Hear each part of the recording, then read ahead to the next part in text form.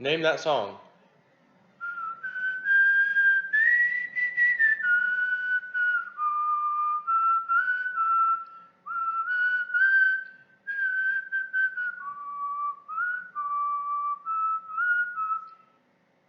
Some of y'all better know that one. I think I nailed that with the whistle. So, November 9th, Michelle Whitedove updates her blog. Very nice little update, too. Not, and I say little, not really little. It's a decent update on her blog. I read it to you guys, and literally, she makes one small little paragraph and says, you know what? Before I even get started, Spirit wants me to tell you something. You ready for the? I know I just did this a few days ago and seen what the crypto market has just done. Think I need to repeat this, just because. So right off the bat, before I get too far ahead of myself, there's something Spirit wanted me to share. Just a quick heads up, warning, similar to what Spirit gave us in February 2018, her February blog post, she says. These markets are manipulated by multiple governments/entities, but they cannot control it to the extent that they would like. So don't worry if things aren't moving as fast as you'd like. The market will get to where we want it. Have patience and have faith. And then the next thing she says right after that, important, be very cautious of fake articles and fake news about cryptos. There are many more untrue stories or propaganda coming, and they are designed to create fear. The intent is to get you to make a hasty decision and knee-jerk reactions to panic and sell. Do not fall for it.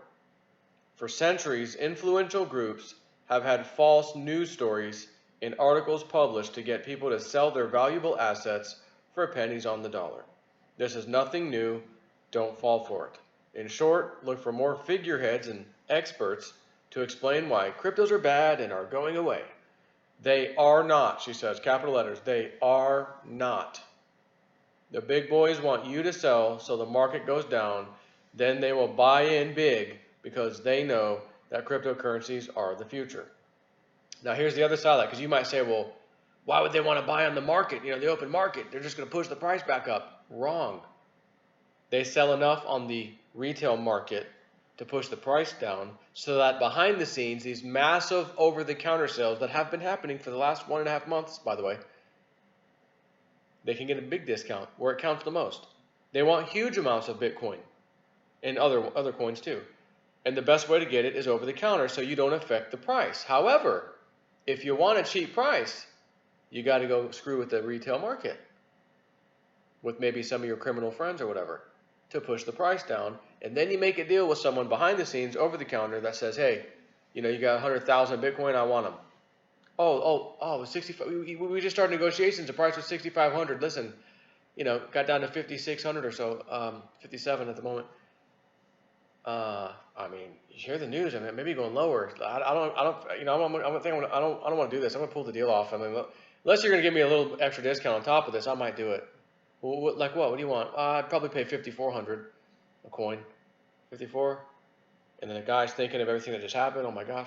All right, I'll do it. 100,000 Bitcoin, $5,400. Even though the price is $5,700. Boom. Next thing you know, okay, it's recovering again.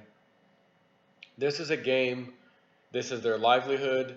This is how they make money. That's how they always stay the elite, stay the smart ones, so to speak, even though they're not doing it legally. They think they're smart because they can manipulate these things. But as she said, they can't control it to the extent they would like to. And I'll tell you what that means. We've already talked about it. You already know. These cryptos can't be printed out of thin air. So when they want to move the market around, they've got to use real crypto to do so. Okay? So that's what I take as they don't have the tools they need really to manipulate this like they could. They can't do it like they want to. So she says, then now that we have the quick warning out of the way, let's jump right in it. So anyways, I just want to remind you of that. I find it very fascinating that she wrote this just days ago. In the way she wrote it, before she even gets started in crypto, I got to give you a warning. Spirit wants me to tell you something. There's something, before I get too far ahead of myself, there's something Spirit wanted me to share. Just a quick heads up warning. Similar to what Spirit shared with us. Okay. Like I said in my other video when I was in my car talking to you guys that the market was, bleeding. You, if you could see my tree, the leaves are like, they're not even bolted to the tree. The leaves are welded on. They are welded individually.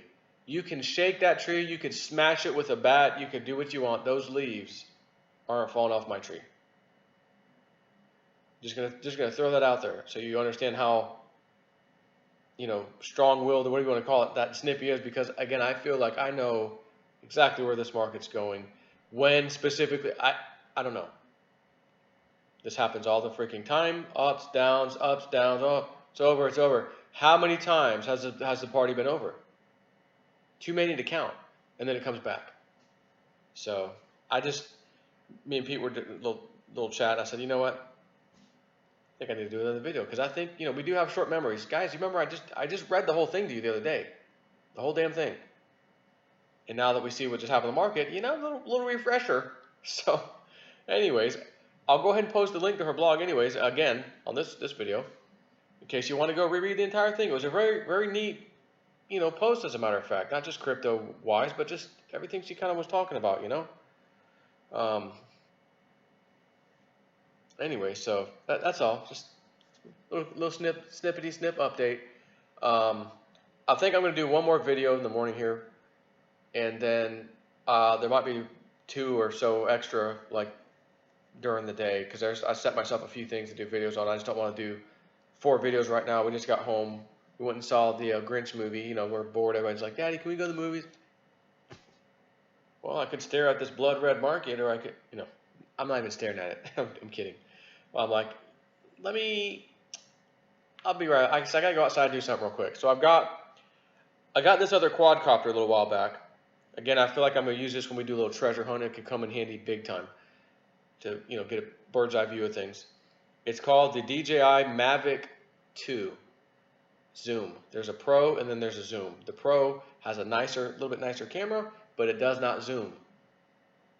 The Mavic 2 has a 2x optical zoom, although if you take it out of 4K filming and put it in a 1080p high def, a little lower to 1080p, you can get 4x out of it. So I was playing with it. It's pretty damn nice. But I'm like, I want to get that thing up and have it follow me without me having to manipulate it, right? Well, they have little modes. You go right on the touch screen, which I use a newer iPad to put the software on and look through the camera while I got the controller.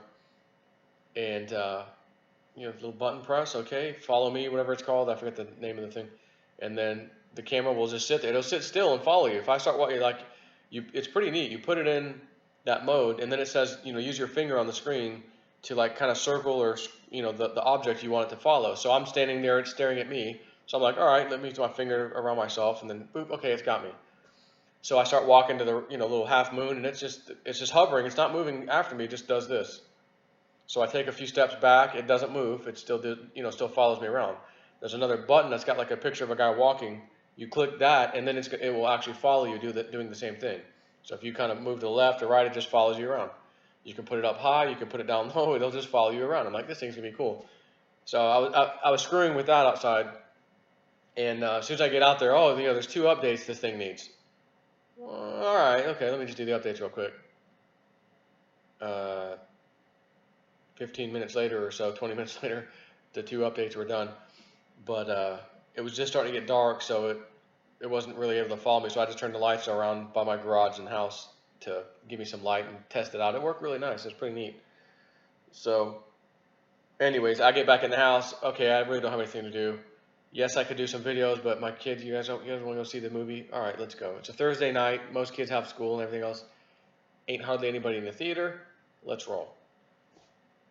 So that's what we did, and I just got back. So that's what I'm trying to tell you. I don't want to do another 2 videos tonight. My wife's over here waiting for me to turn the lights off next to me, like it's ready to go sleep. And I feel her pain. So, anyways, I got one more video. Talk to you guys later.